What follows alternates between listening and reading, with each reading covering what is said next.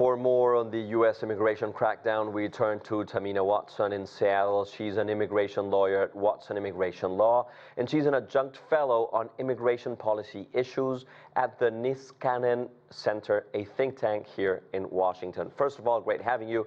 Second, what does the Trump administration hope to achieve by vetting all 55 million foreigners with U.S. visas? Well, thank you for having me. I think it's going to be interesting to see how it will unfold.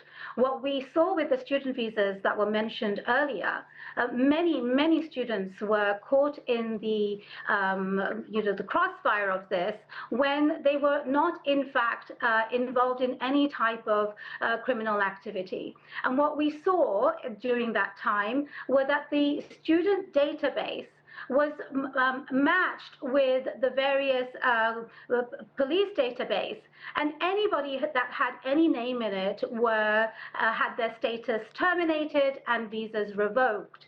But what transpired is anybody that was in that system, even if they were not charged with anything, they were also facing revocation. Now, one of the things to note is if you are reporting as a victim, you are often in those databases as well. So many victims were also found themselves as terminated with their status as well as their visas revoked. So what we can anticipate is that with the 55 million visas that they will be looking at, is that there may well be people who do not deserve to be, have their status terminated or visas revoked caught in that mess. And Tahmina, how will this policy affect individuals with legal status who have been living in the U.S. for years? Well, that's one of the things that's rather surprising is how much scrutiny legal immigrants are actually getting. Recently, H-1B workers, for example, had been put into deportation proceedings when they were being laid off. So legal immigration is a huge component of this administration's targets. And what will happen is anybody who has a visa and comes to the United States already goes through a very rigorous vetting process. To get a visa stamp at the consulate, they have to fill out many forms, give out a lot of information about their background, where they lived, where they worked. Criminal backgrounds happen during that time as well. And so by the time they arrive in the United States, they have gone through a very extensive background check. When they come into the United States, 55 million visas, I mean, these are very broad categories. We have work visas, tourist visas, different types of work visas, people who are in the IT world or the medical field or the life sciences, including those who are farming our lands and producing, dairy and all sorts of other agricultural, work that we need. So businesses will actually face a huge problem if these people are wrongly targeted. Yes, I want to go deeper into this, because what impact could this vetting have on these businesses we're talking about, universities, other institutions that actually rely on foreign talent?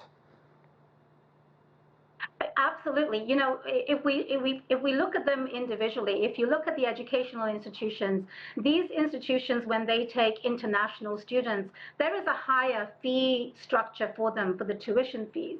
And those tuition fees actually subsidize American-born American students.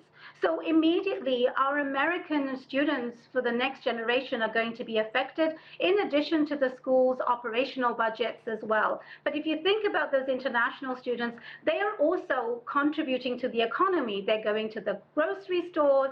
They are renting property from American landlords. They are contributing in many ways that we are not necessarily appreciating. When you see doctors and engineers who are working at our businesses, and let's face it, American businesses are worldwide, they're global. If you think about the Zoom, the program that we're using right now, or the big tech companies, these are global operations. So the ramification will be trickling down all the way down to the consumers like you and me who are using these products, but also there will be a global effect. But one of the best things that we will notice immediately is the reduction in the workforce that we need so desperately. And Tahmina, how will this policy interact with the temporary protected status programs and other humanitarian protections? So those are not necessarily visas in the same way as the 55 million visas. Temporary protected status is a program in and of itself when somebody's here and something happens in their home country, like Nepal had an earthquake, for example, or Haiti had an earthquake. Temporary protected status allows people to actually stay here because something has changed in their countries. And some of these temporary protected status that we have programs are also coming to an end differently. Now, whether those people will be put into the same category as the 55 million visa holders, I'm not sure, because they're a separate category altogether. But I think the bottom line, Diego, is that we will absolutely see harm done to businesses, the economy, and individuals. A lot of these people have mixed families, American spouses, American children. We will see separation of families as well.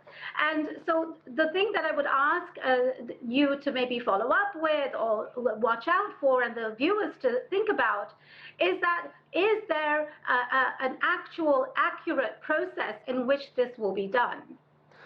Tahmina Watson, thank you very much for your time and insights.